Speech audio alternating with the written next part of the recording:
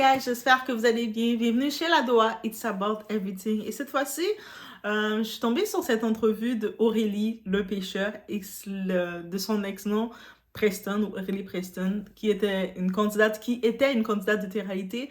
Et maintenant, quand je vous ai dit, quand Jésus vient te chercher, peu importe où tu es, comment tu es, il vient te prendre. Et puis où ce que tu es, tu vas passer son message d'amour qu'il a mis en toi. Parce qu'il te remplit de tout ce que tu as recherché dans ta vie.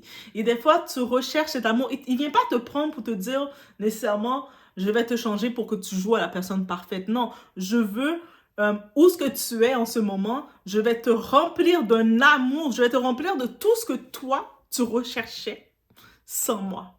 Maintenant, et quand tu reçois ça, tu as tellement cette zèle que tu dois le propager et le partager. Et actuellement, dans l'émission de Samzira, c'est ça qu'elle a pu venir avoir l'opportunité, comme étant une ex-candidate de télé-réalité, de venir partager cette nouvelle phase de sa vie. Et c'est quand même intéressant de le voir. Et dans la description des commentaires, je vous invite, j'ai laissé le lien, vous pouvez aller le regarder aussi. Laissez-moi aller le regarder dans toute votre discrétion. Et puis, tu sais, ça fait du bien. Tu sais, des fois, on voit pas assez ce genre de message-là. Tu sais, on pense comme quand le monde qui sont dans la religion, ils sont stricts dans leur petit monde et puis ils veulent pas partager au monde. Mais Jésus, lui, il était pas là pour les gens parfaits qui sont dans la religion et qui sont parfaits, qui suivent le pasteur. Il est venu chercher tous les types de personnes, que ce soit des Aurélie, que ce soit des Doa, que ce soit des vous-même, que ce soit tout le monde. Au moment où ce que vous êtes, il vous remplit tellement, que ça déborde tellement, que vous devez propager ce nouveau sentiment que vous avez en vous. Et je comprends complètement cette phase qu'elle est.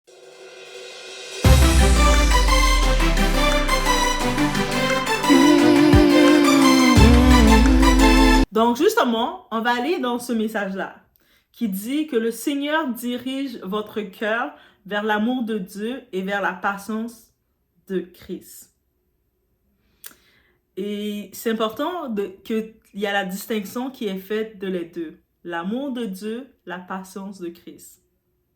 Vous voyez la distinction? Vous pouvez le trouver dans le 2 Thessaloniciens, verset 3. Vous pouvez trouver ce petit message-là, mais je trouvais ça beau de voir cette distinction qui a été faite.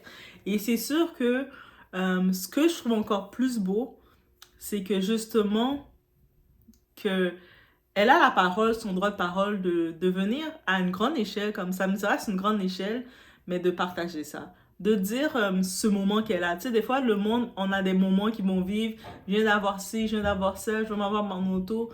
Mais ici, honnêtement, dans cette zèle qu'elle a, on le voit vraiment que, tu sais, elle est remplie. Elle est remplie. Et puis, c'est pas explicable. Quand tu laisses Dieu te remplir de son amour, c'est comme un amour que après que tu regardes à l'extérieur, tu vas te rendre compte que tu n'as jamais connu l'amour. Est-ce que c'est dit de même, c'est de même? Et puis j'ai compris comment elle a dit quand elle dit je suis en amour avec Jésus.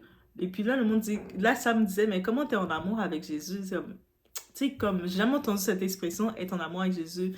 C'est parce que quand on le connaît, pas comme selon certains pasteurs vont vous dire ou certaines personnes vont essayer de vous dire que Dieu est un Dieu sévère et strict et puis si tu fais pas qu'est-ce qu'il veut, il va plus t'aimer, il va te tourner le dos, il va être fâché contre toi. Mais quand tu prends le temps de rentrer, tu te laisses entrer dans cet amour, tu te rends compte que Dieu c'est un Dieu d'amour. Il n'est pas le Dieu strict et sévère qui t'aime pas. Et puis, il te parle dans toutes les façons que tu dois l'entendre. Donc, tu peux écouter tu sais, quand des fois, le monde essaie de créer des fausses restrictions parce que leur pasteur les a dit. Ah, tu peux pas écouter tel type de musique, tu peux pas faire ça, tu peux pas faire ça.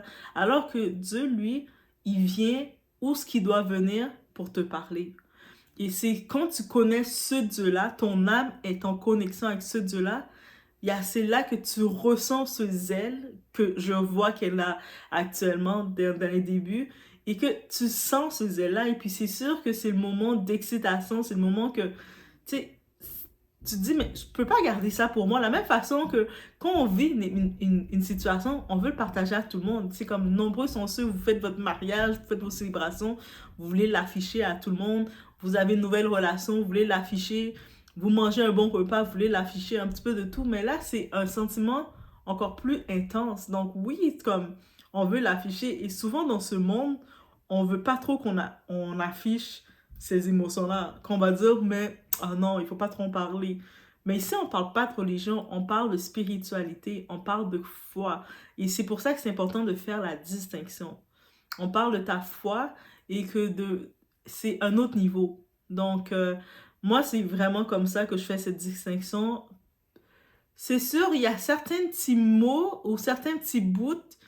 J'ai un petit peu, de mon côté, je vois l'énergie qu'elle s'en va avec ça. C'est l'esprit de zèle. Mais il faut aussi qu'elle comprenne le conseil que je peux dire qu'on est dans cet esprit-là parce qu'on vient de faire ses pas dans la croyance de chrétienne évangélique avec Jésus. C'est que on est des bébés spirituels. Et quand tu as un bébé, oui, tu es excité. Tout ce que tu vois, tu vas le voir excité. Mais le conseil que je peux donner, c'est de pas se donner de la pression en se disant que je vais tout changer. Parce que souvent, c'est en se mettant de la pression, je pense qu'elle disait, mais moi maintenant, je vais devenir pasteur, je vais devenir... Je dis pas que je déclare pas ce que elle a, les visions qu'elle a pour elle. Comme si elle est appelée à le devenir, elle va le devenir. Mais aussi, il faut vraiment il faut y aller étape par étape et selon son cheminement et aussi accepter comme étant un bébé qui revient à la maison. Donc le bébé trébuche, le bébé tombe et papa le reprend. Et l'avantage maintenant quand tu es en Christ, mais tu sais que même si tu tombes, il y a toujours une main qui va te reprendre. Parce que la main s'attend à ce que tu tombes et tu n'es pas tout seul dans ta chute. Même si il y a des moments que tu vas chuter, parce que oui, il y a des moments que tu es appelé à chuter, il y a des moments que tu es appelé à faiblir, il y a des moments que tu es appelé à douter, mais tu te rappelles toujours, tu dois toujours retourner vers où ce que tu es déjà. Parce que c'est quand tu es en Christ, oui, tu es une nouvelle créature, mais tu es encore un bébé et tu dois le faire confiance parce que maintenant tu sais que ce n'est plus à toi de lutter avec ta chair et que quelqu'un lutte pour toi et puis quelqu'un sait déjà tes faiblesses et t'as pas non plus à essayer de prétendre être quelque chose ou à forcer dans quoi que ce soit. C'est vraiment ça que je dirais pour éviter de se créer comme une pression de vouloir accomplir les choses et de savoir que tout a déjà été accompli. Tout a déjà été accompli parce que, tu sais, on se rappelle tous on était dans cette énergie de zèle, on venait de commencer nos pas dans la vie chrétienne, comment c'était excitant, comment on voyait déjà qu'on allait changer le monde, qu'on allait amener le monde tout à faire comme nous, parce qu'ils nous disent, tu sais, quand ils disent, mais quand tu peux être celui de ta famille qui se convertit, mais tout le reste, tu vas sauver toute ta famille. Mais quand on écoute ce passage-là, on lit ce passage-là, on comprend pas, on se dit, mais pourquoi le monde ne me suit pas? Pourquoi le monde ne comprenne pas qu'est-ce que je comprends? Et puis on commence à des fois s'impatienter et tout. Et c'est pour ça que c'est important d'aller dans ce passage qui dit l'amour de Dieu et la patience du Christ, la patience. Le terme patience, c'est important de le développer et puis de savoir que on va beaucoup créer comme la curiosité parce que quand on arrive comme surtout le monde du passé ou le monde qui te reconnaissait sans le Christ, ils vont essayer de s'identifier à toi avec ce qui se rappelle de toi. Et là, toi, tu vas devoir les rappeler ou essayer de les dire non, je suis plus comme ça. Et des fois, tu vas te sentir impuissant de dire mais ils m'ont pas écouté ou pourquoi ils veulent pas venir vers moi, qu'est-ce qu'ils ont?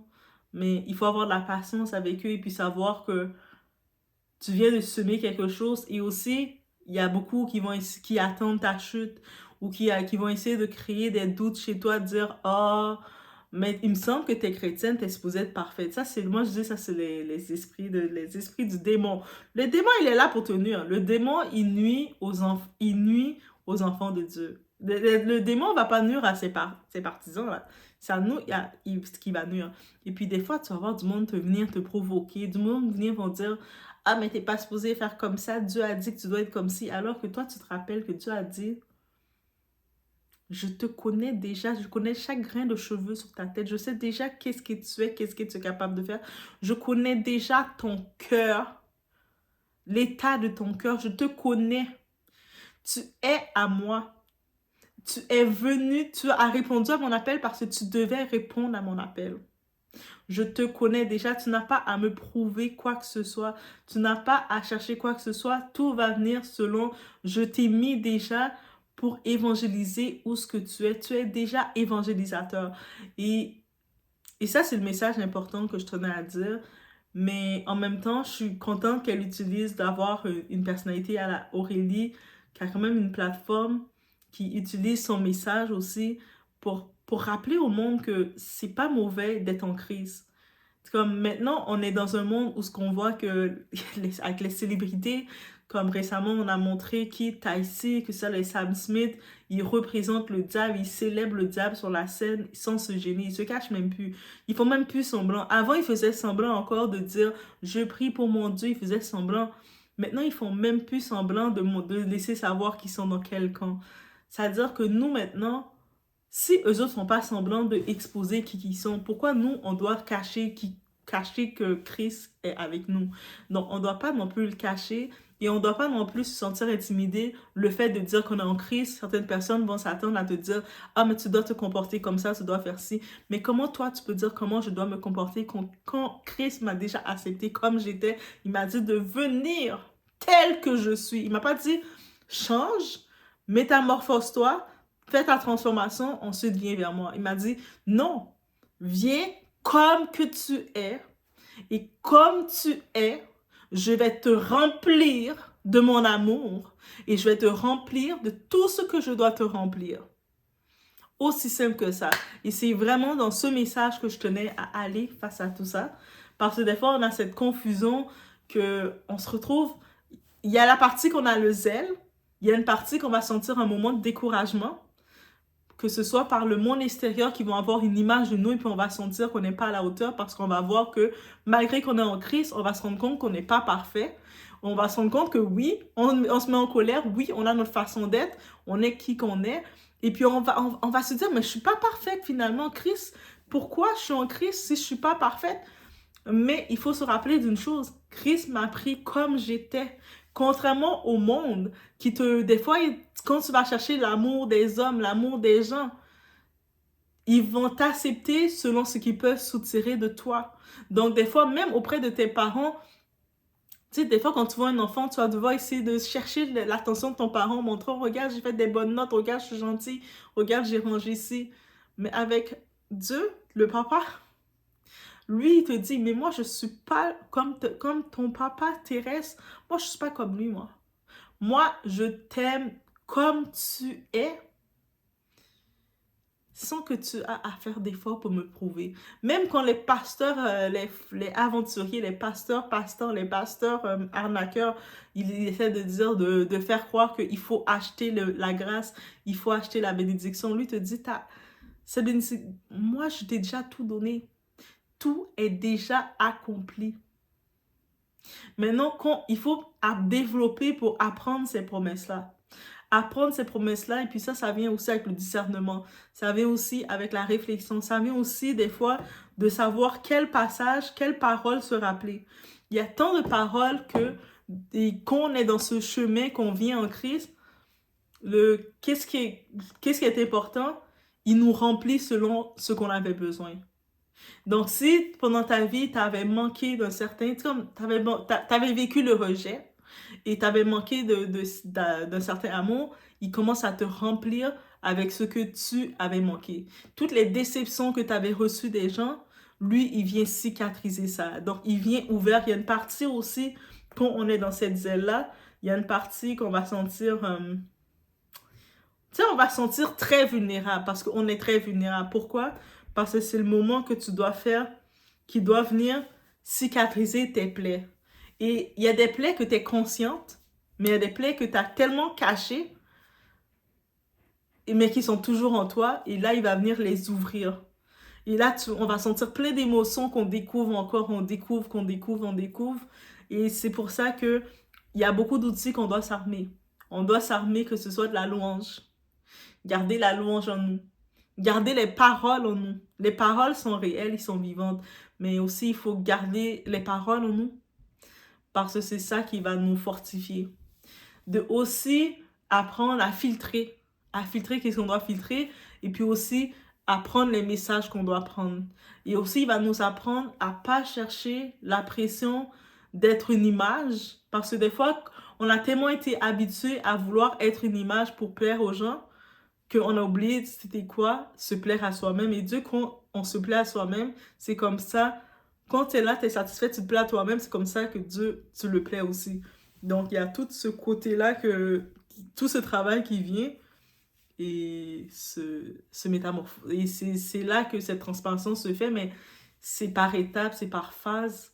Et là, on voit qu'elle est dans sa phase de recevoir, là, le zèle, de comprendre qu'elle est remplie, il y a plein de choses qui rentrent, mais c'est un bon sentiment. Parce qu'on dit, je vous donne la paix. Je vous donne, pas comme le monde donne. Tu sais, vous savez, quelqu'un te donne quelque chose, un homme te donne quelque chose, il attend quelque chose de toi en retour. Quelqu'un te donne quelque chose, on attend quelque chose de toi en retour. Mais quand Dieu te donne, c'est pas comme si tu dis, ah, je suis obligé de le donner ça en retour. Il te donne, il te remplit. C'est pas comme le monde te donne. Et là, quand tu commences à recevoir, toi, tu sais plus. Tu te sens juste rempli. Et puis, c'est un sentiment, peut-être, des fois, on se rend compte qu'on n'a jamais ressenti.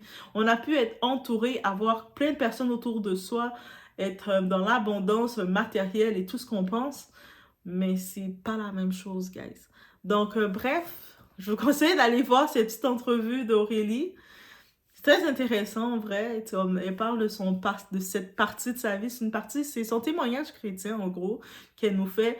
Un témoignage chrétien de ses étapes, son début. Et puis, je suis sûre, éventuellement, ça serait intéressant de la revoir et voir son cheminement. Mais on envoie de l'énergie parce que c'est... Là, elle est dans ce moment de zèle, de recevoir, mais il y aurait différentes phases qui vont venir. Il y a des gens qui vont essayer de venir la perturber. Des gens ils vont essayer de venir la dire, mais toi, tu mens, toi, tu fais semblant, toi, t'es ici. Mais reste ferme. Aurélie, reste ferme. Parce que celui qui est avec toi est beaucoup plus que tout ce qui est dans le monde. Je vous laisse sur ce, gars.